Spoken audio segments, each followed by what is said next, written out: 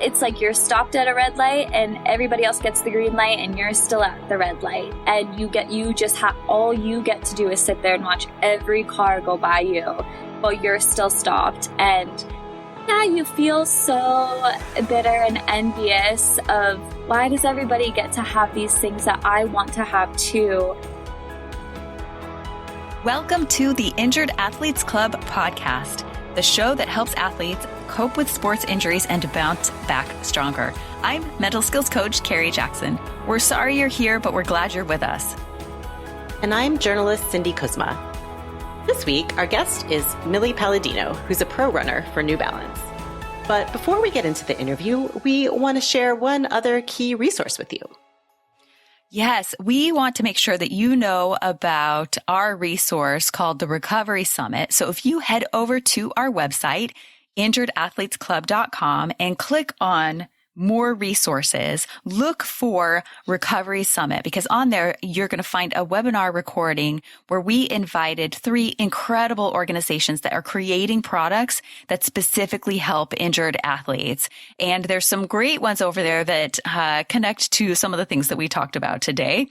So if you're an injured athlete and you're looking for some wonderful resources for your physical rehabilitation, it is absolutely worth checking it out, especially because we've got some discounts that are exclusive for the Injured Athletes Club members and podcast and listeners. So absolutely head over to injuredathletesclub.com, click on more resources, and look for the Recovery Summit webinar recording. Right. And that recording is free to download, by the way. And one of the participants is Lever Movement. And we want to give Lever Movement a great big thank you as well, because not only did co-founder Bradley Miles come on the webinar to tell us about his product, Lever Movement is also the exclusive sponsor for this season. So they are the creators of the Lever System, an innovative way to reduce your body weight while exercising on a treadmill. And you are going to hear a little bit more about that later in the episode. But for even more about how that can help you in your rehab and preventing re-injury, you can check out that webinar. So now that we have shared that, let's get on to this week's show. Like I mentioned, our guest is pro runner Millie Paladino. She is a member of Team New Balance Boston, and she talks a lot about the support of her team in this episode. Millie competed in the 2021 Olympic track and field trials in the 5,000 meters, where she made the final. Before going pro, she ran at West Virginia University and then Providence College. There, she was a physics major. She ran distances from 800 meters to 3,000 meters, and she was an All-American in the mile. And as we talk about, she is now also in grad school for urban planning. And I thought that that was actually a really cool conversation. You can hear how that kind of cross-references with her running experience if you stick around to the end of the episode. But I think it's really great because Millie, went through, as you'll hear, a really long period of injury and then surgery and then recovery. And going to grad school was one of the things that, even though it wasn't directly related to her rehab, really helped her feel complete again and helped her but just like reconnect with some other interests that she had and learn to love herself as a whole person and not just as an athlete when she couldn't be Millie the runner anymore. So I know that that is something that a lot of our listeners will have gone through. And I really enjoyed that part of the discussion. There were so many highlights for me with this one. It was so fun to talk to Millie. And so you'll hear this maybe in the first half of the episode, I think, her car analogy. I'm not even going to say anything. I don't want to give it away, but I was like, oh, that's such a good analogy. I might steal that or borrow it. I thought that was incredible. I really appreciated how she talked about the challenges of the decision-making process with her treatment plan once she was looking at needing surgery. And even before that point, but just the different, what she had to go through to sort of weigh out her different surgery options and the challenges with that. I think a lot of people will appreciate. It's a hard part of the, if that's part of your journey for your injury recovery, that's a big, significant challenge. And then I really love too that she talked about how hard it was for her to show up to the trials, and you'll hear her story about that, and just how important it was for her too to also be able to show up and support the people that she loves. And so it was really a it was, you can feel the pain of that moment. And also, that she was glad that she did it so that she could show that support. So it was a really wonderful episode. And Millie was hoping that someone is inspired by hearing her story. And I think you absolutely will be. Yeah. And if you are, hey, let us know, share it with someone else, subscribe. We really appreciate all that. So thank you in advance for listening. You are going to love this episode with Millie. Millie, welcome. And thank you so much for joining us on the Injured Athletes Club. Yeah, thank you so much for having me. So our tagline, what we always say is, we're sorry you're here, but we're glad you're with us. And we say that because we know injury and illness can be a roller coaster with lots of ups and downs along the way. So Millie, how are you doing today? Yeah, I'm good. I am currently, my major surgery was like over 18 months ago. So I'm far out from that, but still building back into getting to where I was. And so, my soul is good. My being is good. Physically, we're working on it. It's a process. Absolutely. Indeed, a process. Well, we're definitely going to talk about that surgery and kind of the recovery, but I'd love to hear a little bit first, just how you'd say, I mean, I would say like a healthy majority of our listeners and the people in our Facebook support group are runners. Not all of them are pro runners like you, of course, but how would you kind of say injuries are viewed in pro running, in running in general, maybe? And how has your perception of injuries shifted kind of as you progressed from high school to college to the pro ranks? Yeah, it's so interesting. And I'm sure everyone has their own perspective depending on the level that they're running at. I think there's like different scales. So there's like, how do your peers view it? In my experience, incredibly supportive, especially, the people who have gone through the same injuries. That is your best resource, I would say. And then you have also like your family and your, community outside of running who sometimes there can be confusion. Sometimes there can be questions, overwhelmingly support, but it's confusing for people who don't understand. And then obviously as a pro, you have your brand that you have to consider and think about. And I can only speak to my experience with New Balance. And they've been incredibly kind and supportive and patient and understanding throughout the process. And then of course there's how do you as a professional runner you view injury, and that's the hard part. That's the piece that's hard. And so, externally supportive more than anything. I think even people high up in the brand were also runners themselves and have also been a really good source of support and understanding for me where, when I was a runner, this is what I dealt with in injury. And that's so helpful to hear as somebody currently in it and somebody who is high up and, supporting you and helping you. But like I said, I can only speak to New Balance. I think the hardest thing with how people view it is, especially in the pro world, when you're in college and like working your way through college, you have a support structure in place that the college really provides for you. You have your trainers on site. It's easy to get doctor's appointments. Everything's sort of done for you. And in the professional world, when you're successful, everybody wants a piece of that. Everybody wants to be on that journey with you. And when you're injured, nobody really wants to be on that journey with you. And it's how it feels. I think that people listening would say that's not true, but it really truly is how it feels. Yeah. And, I think setting up your own, like, even just like your healthcare in managing your way through healthcare is hard on a professional side of things, because in college you're used to this whole structure, and as a pro you have to build it yourself, and that is a challenging piece of it. Yeah, I'm so glad you shared that, because I think sometimes there's a perception from athletes that like competitive recreational athletes, when they think about the support that you get as a pro athlete when you're injured. I think for some of them, there's a perception that like, oh my God, you have all the resources in the world and you have all that support, and like, you don't have to do anything on your own or figure all of those pieces out. So I think for people to hear that is really important, that it's that's not necessarily the case, that oftentimes athletes are having to kind of piecemeal all of that together and also experience that feeling of like being sidelined and people saying like, oh, Well, we were cool with being with you on this journey when you were successful and when you were competing, but we'll see when you get back. Like, and we'll see if you come back. Like, you're just kind of cast aside that you go through that too. Right. And no one outright is going to say that to you. You know, right. no one's, no one's a mean spirited person in that way. You feel it though. And you do feel it.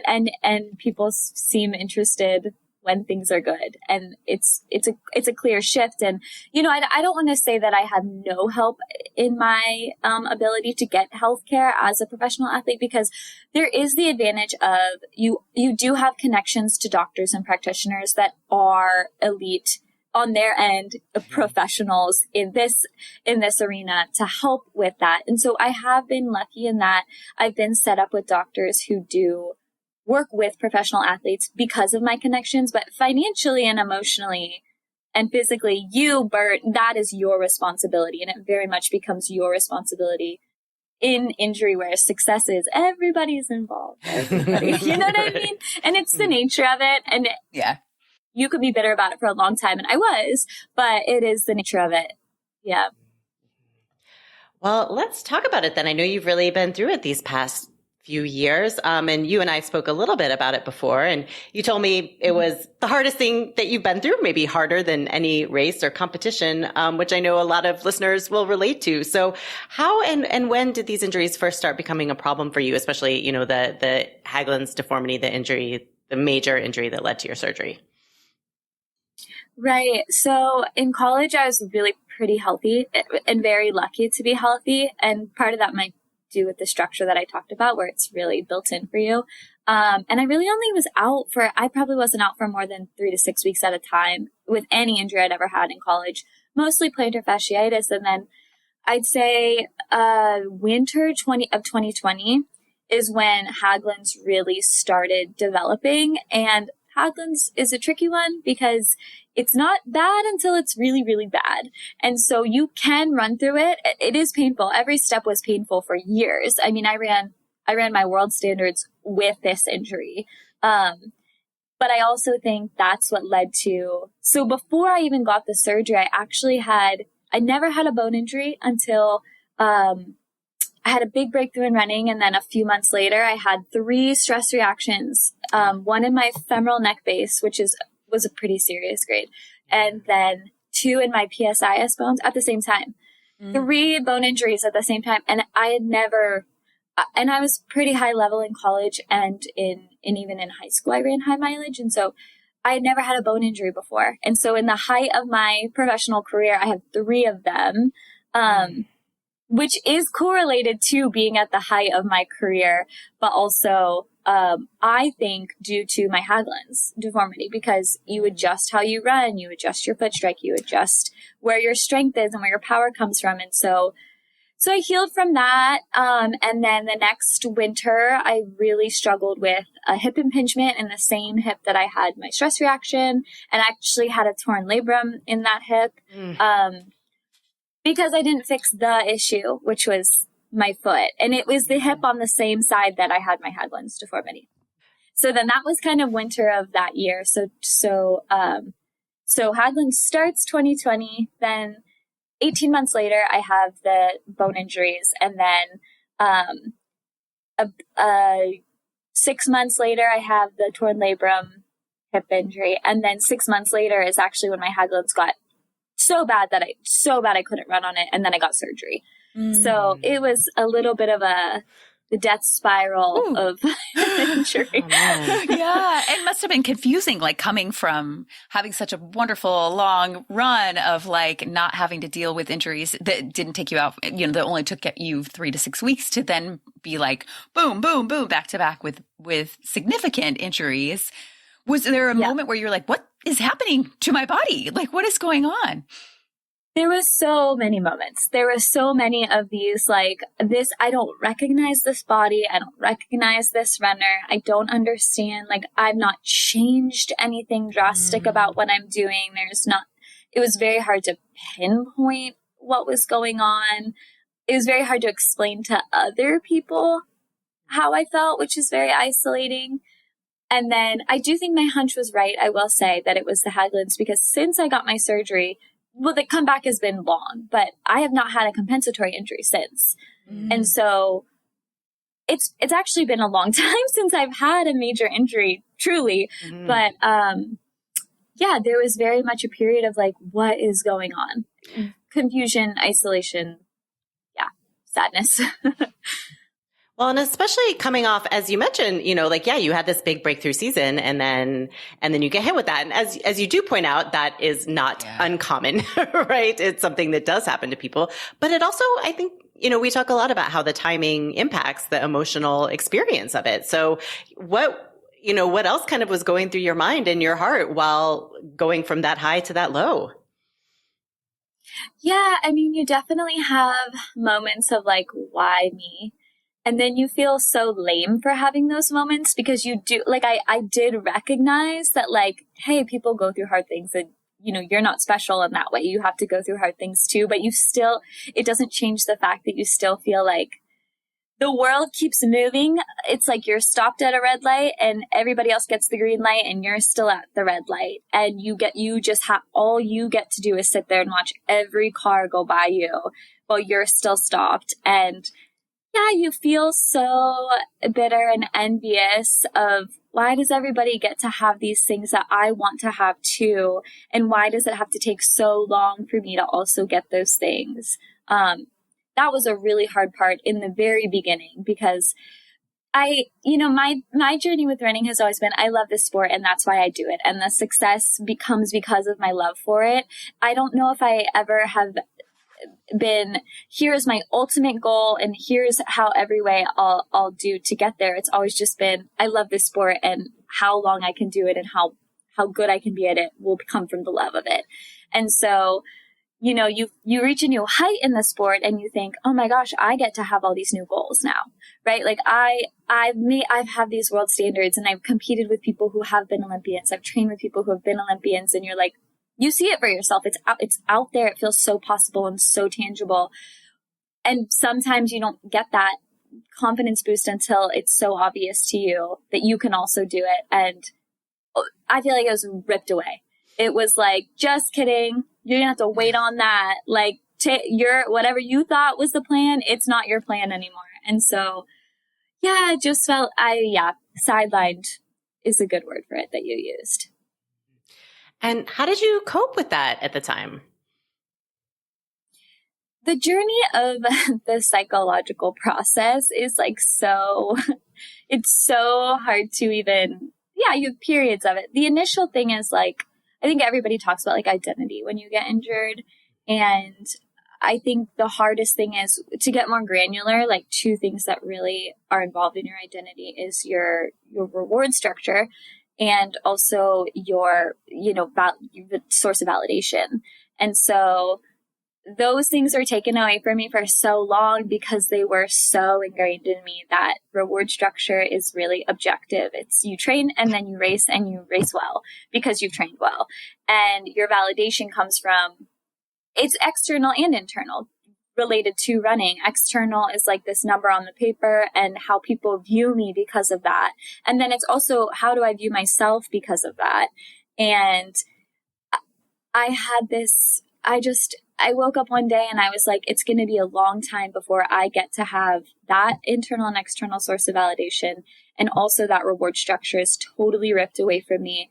And you almost have this moment of, okay, then I really have to like who I am without those things. And you get to the root of like, I got to be really cool and really love the person who I am that doesn't without those things and find new sources of validation and reward. And that's me now after all of that.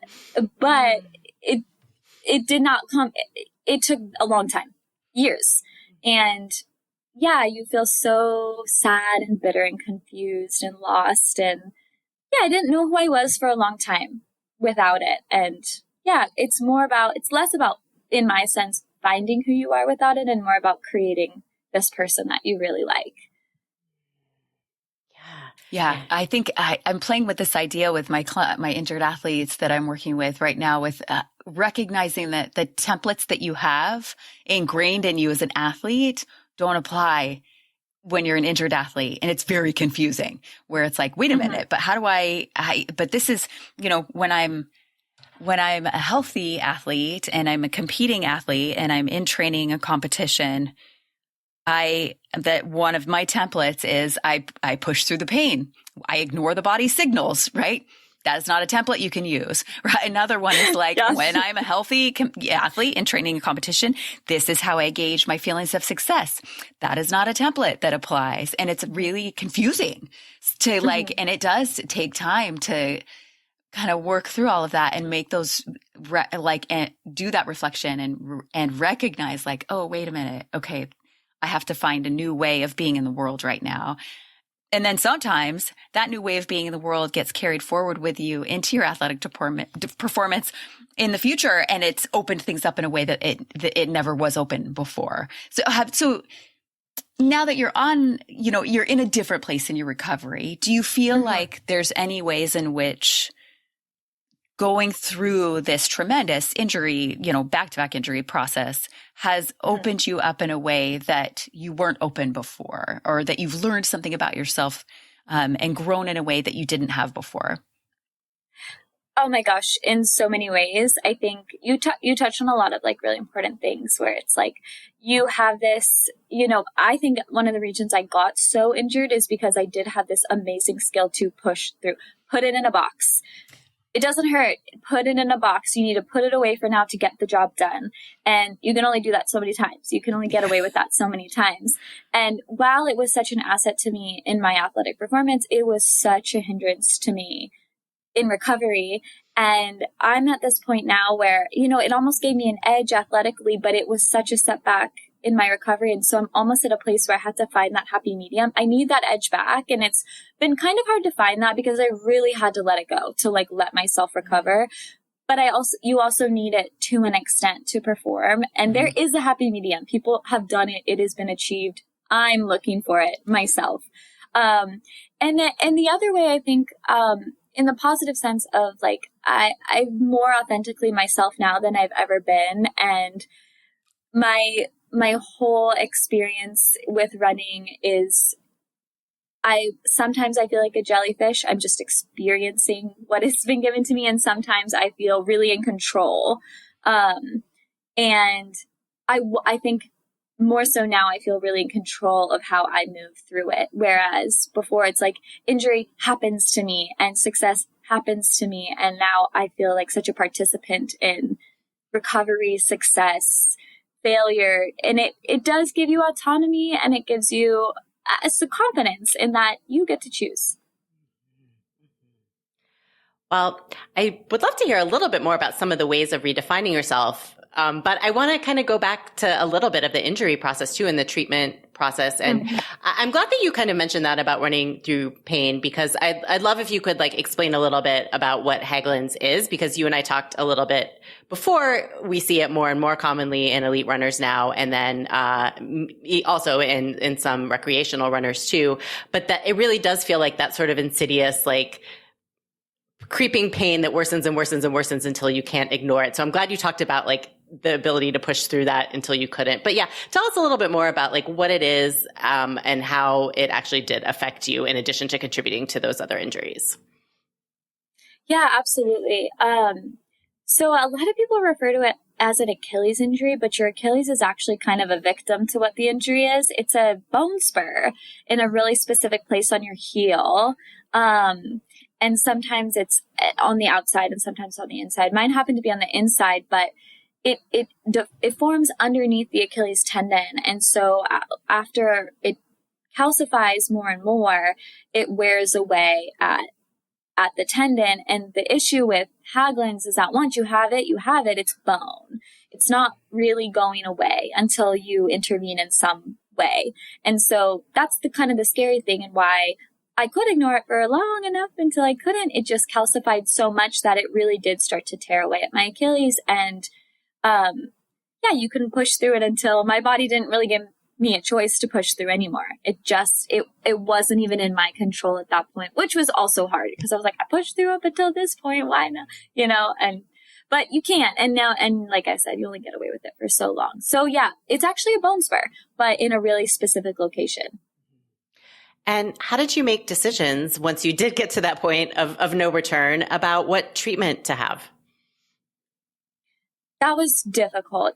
There's a lot of factors. I think the first factor is that what can you afford? And that's always at the forefront of any type of medical intervention. And my brain was, I don't want surgery. I know the process of coming back from surgery. Once you cut into something, it's never the same. I was terrified of surgery. So I did everything but, and you kind of go through this, okay, rest. And if that doesn't work, you PT. And then if PT doesn't work, you cortisone. And if cortisone doesn't work, then you move to surgery. And I went through that death spiral, until surgery was the only option. And then